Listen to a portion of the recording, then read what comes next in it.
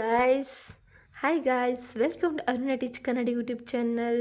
So ಇವತ್ತಿನ ವಿಡಿಯೋದಲ್ಲಿ third year BA optional Kannada text book 4ಅಲ್ಲಿ ಬರುವಂತಹ ಬ್ಲಾಕ್ 2ನಲ್ಲಿ ಬರುವಂತಹ ಘಟಕ 11ನೇ ಲೆಸನ್ ಧ್ವನಿ ಸಿದ್ಧಾಂತ ಒಂದು, ಹಾಗೆ ಶಬ್ದ ವ್ಯಾಪಾರ, ವ್ಯಾಚ್ಯಾರ್ಥ, ಲಕ್ಷ್ಯಾರ್ಥ ಮತ್ತು ವ್ಯಂಗ್ಯಾರ್ಥದ ಬಗ್ಗೆ ಇವತ್ತಿನ ಲೆಸನ್ ಆಗಿರುತ್ತೆ.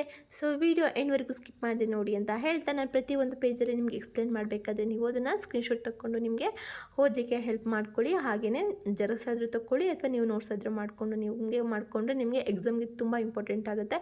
ಹಾಗೆ ಟೆಕ್ಸ್ಟ್ ಬುಕ್ನಲ್ಲಿ ನಿಮಗೆ ಜಾಸ್ತಿ ಆನ್ಸರ್ಸ್ ತುಂಬ ಇರುತ್ತೆ, ಅದೆಲ್ಲ ನಿಮಗೆ ಓದೋಕ್ಕಾಗಲ್ಲ ಅಂದರೆ ನೀವು ಈಸಿಯಾಗಿ ನೀವು ನೋಟ್ಸ್ನ ಮಾಡ್ಕೊಳ್ಳಿ ಅಂತ ಹೇಳ್ತೇನೆ. ಸೊ ಅದಕ್ಕೆ ನಾನು ಟೆಕ್ಸ್ಟ್ ಬುಕ್ಕಲ್ಲಿ ಎಕ್ಸ್ಪ್ಲೇನ್ ಮಾಡ್ತಿಲ್ಲ. ಸೊ ಇದರಲ್ಲೇ ನಿಮಗೆ ಒಂದು ಕಮ್ಮಿ ಸಮಯದಲ್ಲಿ ನಿಮಗೆ ಅರ್ಥ ಆಗೋ ಥರ ಹೇಳಿದರೆ ನಿಮಗೆ ಅರ್ಥವಾಗುತ್ತೆ, ಹಾಗೆ ನಿಮಗೆ ಓದ್ಕೊಳ್ಳೋಕ್ಕೂ ಸುಲಭ ಆಗುತ್ತೆ ಅನ್ನೋ ಉದ್ದೇಶ ನಂದು.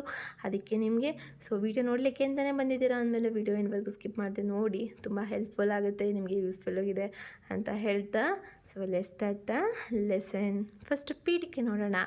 ಧ್ವನಿ ಸಿದ್ಧಾಂತವು ಭಾರತೀಯ ಕಾವ್ಯಮೀಮಾಂಸೆಯಲ್ಲಿ ಅತ್ಯಂತ ಪ್ರಮುಖವಾದ ತತ್ವವಾಗಿದೆ. ಈ ಸಿದ್ಧಾಂತವನ್ನು ಆನಂದವರ್ಧನರು ತಮ್ಮ ಪ್ರಸಿದ್ಧ ಕೃತಿ ಧ್ವನ್ಯ ಲೋಕದಲ್ಲಿ ವಿವರಿಸಿದ್ದಾರೆ. ಇದರ ಮೂಲಕ ಕಾವ್ಯದ ನಿಜವಾದ ಸೌಂದರ್ಯವು ಕೇವಲ ವ್ಯಾಚ್ಯಾರ್ಥದಲ್ಲಿಲ್ಲ, ಆದರೆ ಅದರೊಳಗಿನ ಸೂಕ್ತ ಅರ್ಥದಲ್ಲಿದೆ ಎಂದು ಹೇಳಲಾಗಿದೆ. ಈಗ ವಿವರಣೆಯಲ್ಲಿ ನೋಡೋದಾದರೆ, ಫಸ್ಟು ಧ್ವನಿ ಸಿದ್ಧಾಂತ. ಕಾವ್ಯಾಸ್ಥ ಆತ್ಮಧ್ವನಿ ಅಂದರೆ ಕಾವ್ಯದ ಆತ್ಮವೇ ಧ್ವನಿ. ಧ್ವನಿ ಸಿದ್ಧಾಂತದ ಪ್ರಕಾರ ಒಂದು ಕಾವ್ಯದಲ್ಲಿ 3 ಮಟ್ಟದ ಅರ್ಥಗಳಿರುತ್ತದೆ. ಒಂದು ವ್ಯಾಚ್ಯಾರ್ಥ, ಇನ್ನೊಂದು ಲಕ್ಷ್ಯಾರ್ಥ, ಮೂರನೇದು ವ್ಯಂಗ್ಯಾರ್ಥ. ಇವುಗಳಲ್ಲಿ ಅತ್ಯಂತ ಮುಖ್ಯವಾದದ್ದು ವ್ಯಂಗ್ಯಾರ್ಥ. ಯಾವುದು ಮುಖ್ಯವಾಗಿದ್ದು ಅಂದರೆ ವ್ಯಂಗ್ಯಾರ್ಥ.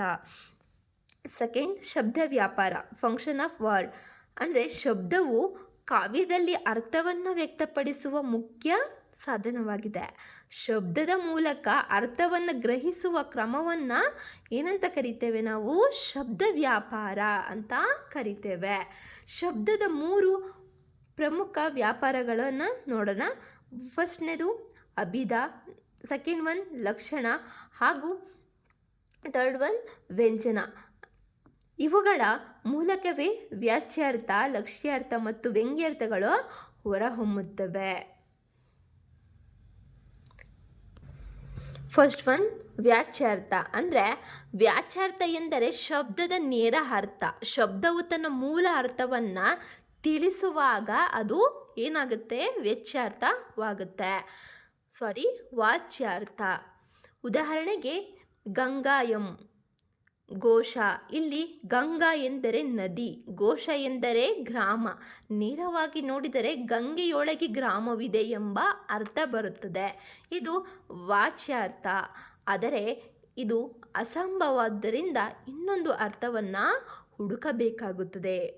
Second one ಲಕ್ಷ್ಯಾರ್ಥ.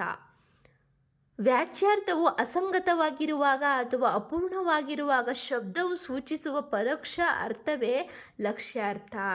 ಅರ್ಥ ಆಯ್ತಾ? ಇನ್ನೊಮ್ಮೆ ಹೇಳ್ತೀನಿ ನೋಡಿ.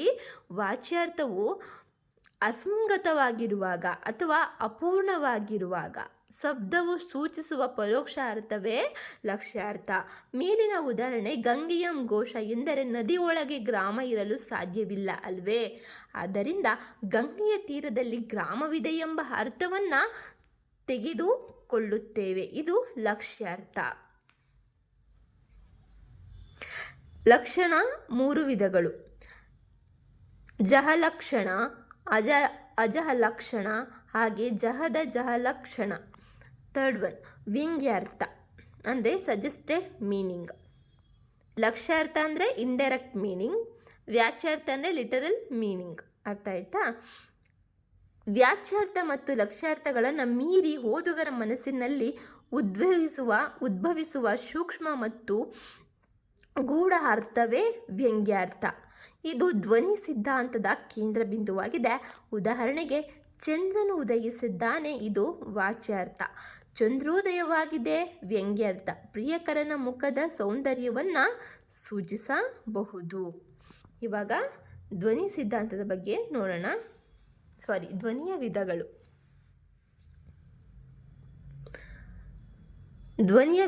ಧ್ವನಿಯನ್ನು 3 ವಿಧಗಳಾಗಿ ವಿಂಗಡಿಸಲಾಗಿದೆ.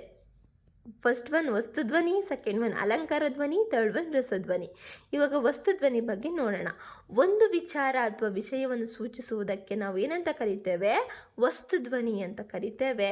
ಅಲಂಕಾರ ಧ್ವನಿಗೆ ಅಲಂಕಾರಗಳ ಮೂಲಕ ವ್ಯಕ್ತವಾಗುವ ಧ್ವನಿ.